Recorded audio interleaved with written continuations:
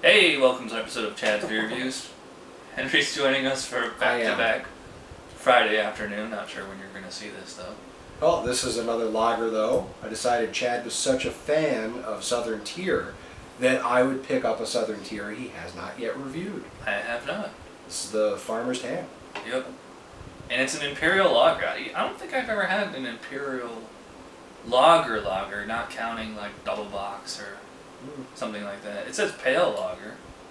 9% ABV, 2-row pale malt, European Pilsner malt, white wheat, Magnum hops, Mount Hood hops, and for dry hops they use Santium, Sterling, and Mount Hood. Well, I mean, we just reviewed Schlitz, and this looks pretty much the same color.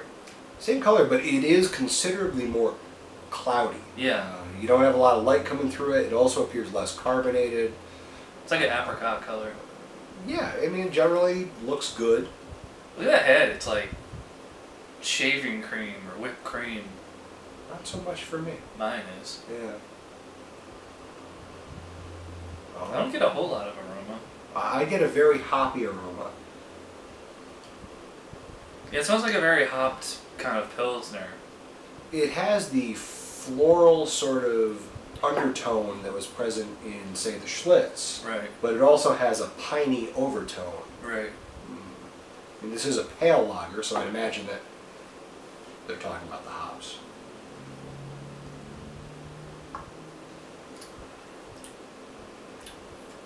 Tastes more like a pale ale. It's a pale ale, but there's more body than a lot of pale ales. Yeah. Well, at least in terms of American pale, you know? It's a dryness, and it's like, yeah, there's definitely like a fruity component there. You don't tend to get in a lot of lagers. The alcohol content is 9%, so... It doesn't taste like it. It doesn't drink like it. It does to me. It does to me. That might be the difference in just like that head is like, it's probably trapping a lot of hop oil in the head there. So I'm actually probably getting a lot of flavor from my head. And then once I get down to like where you are, it's probably going to start to taste more lager. Okay. It's certainly good, but yeah, prominent hop. Yeah. Prominent alcohol flavor. The interesting combination of sort of the deeper lager body and, you know, with the hops and with the alcohol content, it's bringing out a strange sort of grain flavor, and I can't quite wrap my... Yeah, there's kind of like a rubbing alcohol kind of taste. I don't know if I'd go... Like a dry... There's a dryness. I would say almost like barley or corn. Right. Flavor-wise, and I don't know how accurate that is, but... It tastes like a pale ale. If I was drinking this blind, that's what I would think it was. Yeah. Going into this blind, I would assume that it was a pale ale with rich body. The body on this, you know, probably because it is a pale lager, I mean, the body is exceptional. There's almost... I'm getting like kind of like a tropical fruit aftertaste. Are you? Absolutely. Absolutely, Chad. There is a sort of, not quite peachy, not quite mangoey, but there's a sort of like generic tropical fruit aftertaste. Papaya. Yeah, maybe. It rides the alcohol curve and flavor. It's kind of refreshing while it's in your mouth. But there's definitely a bitterness that lingers. It's just like kind of like a saltine cracker kind of bitterness. Like it's not like a hot pine resin or anything. No, it's not. Because like it's refreshing while it's in my mouth, and now that it's out of my mouth, it's making me thirsty. Yeah, I feel that my mouth is dry now that I haven't had a sip for a moment. And, I mean, this isn't thirst quenching. This is, you know, a beer to be had as a beer, you know, as opposed to the Schlitz we had earlier, which was sort of a sessionable, you know, thirst quenching.